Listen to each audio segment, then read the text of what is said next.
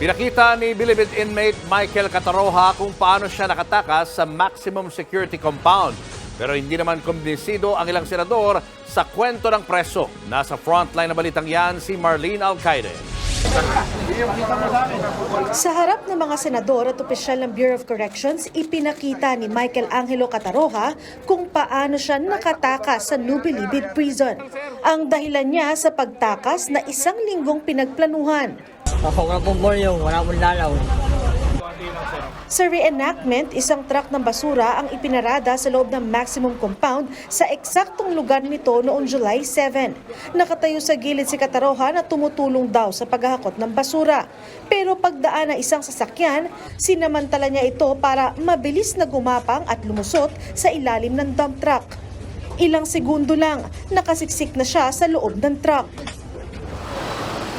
Sa pagpapatuloy ng reenactment, dumaan ng truck sa inspeksyon sa gate. Nakalusot si Cataroha sa mga gwardya at bumabalang siya nang makalabas na ang truck sa Bilibid. Pero nang i-check ang truck kanina gamit ang salamin, nakita naman si Cataroha dahil sa suot niyang orange t-shirt. Gusto ba kayo ka dyan, hindi ka pa nakahubad? Nakalabas po yung pakay. Ayun, so hindi siya naghubad nung nandito. Ikita kasi sa lamin. Aminado si Katapang, naisahan sila ni Cataroha. Pwede makita kung masinsin, kung talagang dapat siguro ngayon, hindi lang yung salamin, kailangan mismo yung mga gwardiya sisilip na rin, pupunta sa ilalim. Medyo naisahan tayo doon, walang sumilip sa ilalim. Relieved na ang mga gwardyang napuslitan ni Cataroha. Pero tuloy ang investigasyon ng Board of Inquiry. Bukod sa reenactment, humarap din si Cataroha sa Senado. Sabi ni Senator Robin Padilla, dapat sampahan rin ng reklamo ang kumupkup kay Cataroha. Kapasama ka saan? Kalalay ko po, para po sumuko po kaya na court po. Magsusuko ka na? Opo.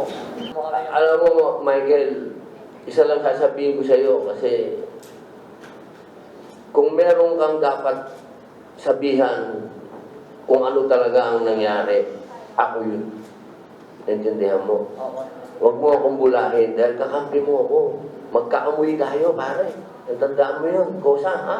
Opo. Huwag mo akong bulahin sa nangyaring ito. Sa gitna rin ng pagdinig, nanawagan si Cataroha dahil sa umano'y banta sa kanyang buhay. Anong sabi ng pangkat sa ginawa mo? Galit po sila sa akin eh. Ha? Galit po sila lahat sa akin eh. Sa isang ambush interview naman, sinabi ni Katapang kakausapin niya ang mga pangkat sa loob ng Bilibid.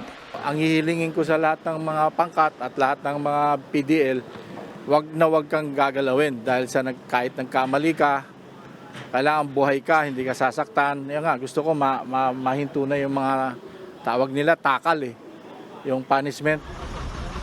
Ayon naman kay Senator Tolentino, tinitingnan na nila kung sino ang may pagkukulang kaya nakatakas si Cataroha. Gayon din ang usap-usapan na meron pang ibang mga presong nakapuslit palabas.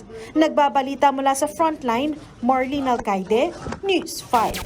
Mga kapatid, Julius Babaw po. Iba na ang may alam at may pakialam sa panahon ngayon. Huwag maging huli at maging una sa lahat sa balitaan. Mag-subscribe at mag-follow sa social media pages ng News 5.